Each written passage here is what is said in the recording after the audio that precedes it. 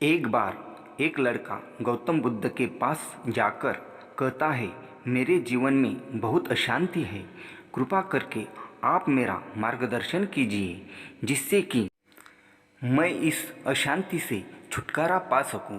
गौतम बुद्ध लड़के से जीवन की अशांति का कारण पूछते हैं। लड़का उत्तर देता है, अत्यधिक विचारों के कारण मेरे भीतर बहुत विचार आते हैं जिससे मेरा मन अशांत रहता है। बुद्ध मुस्कुराते हुए कहते हैं, ऊपर आकाश की ओर देखो और बताओ कि तुम्हें सूर्य दिख रहा है। लड़का ऊपर देखता है और कहता है, धूप दिख रहा है। बुद्ध उससे पूछते हैं कि अगर तुम लगातार धूप में खड़े रहोगे तब क्या होगा। वह कहता है, मुझे अत्यधिक गर्मी लगेगी और शरीर में बेचैनी होगी।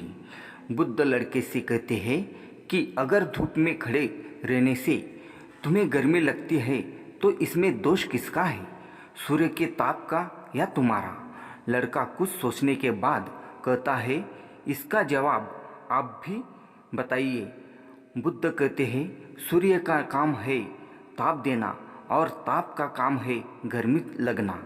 ऐसे में तो दोष तुम्हारा ही है कि तुम धूप में जाकर खड़े हुए जिससे कि तुम्हें गर्मी लगी। तुम्हें अगर शीतलता चाहिए तो तुम्हें छाँव में रहना होगा। ठीक इसी तरह चंचल मन का भी स्वभाव होता है। विचारों और भावनाओं को जागरूक करना। विचार क्षण भर के होते हैं, लेकिन विचार से पैदा हुई भावनाएं देर तक टिकी रहती है। लेकिन यह तुम्हें निर्णय लेना है कि तुम्हें विचार और भावनाओं के साथ चलना है या अलग दिशा बनानी है। बुद्ध कहते हैं, मन को शांत करने के लिए तन के आयाम पर काम करना सबसे आसान तरीका है। शरीर के स्तर पर हमारी कर्मेंद्रियां और ज्ञानेंद्रियां है। कर्मेंद्रियां कर्म और ज्ञानेंद्रियां ध्यान से जुड़ी होती है।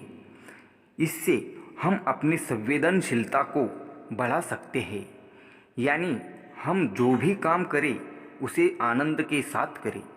मन के आयाम से हटकर तन के आयाम पर जाने से ही तुम्हारा चित्त शांत होगा। ऐसा करने से तुम मन के आयाम से हटकर शरीर के आयाम पर आ जाओगे। ठीक उसी तरह जैसे तुम धूप से हटकर छाँव में आ सकते थे, मन के आयाम से हटने पर तुम्हारी जागरूकता तन पर आ जाएगी। जब तुम तन के आयाम पर काम करोगे तब तुम्हारा चित्त शांत होगा। इसलिए हर काम को तन के आयाम पर करने से मन स्वतः शांत हो जाता है। लड़का बुद्ध से कहता है, अपने भीतर के सुर को कैसे सुने। बुद्ध कहते हैं, किसी शांत स्थान पर जहाँ शांति हो तब अपनी आंखें बंद करो और मन के भीतर चल रहे शोर से हटकर भीतर के सुर को सुनने की कोशिश करो। सुर निरंतर चलता रहता है, लेकिन बाहर के शोर के कारण अपने मन के भीतर चल रहे सुर को नहीं सुन पाते हो।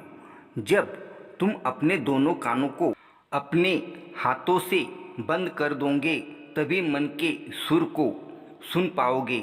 इस तरह तुम मन की अशांति से दूर हो जाओगे और तुम्हारा मन शांत हो जाएगा।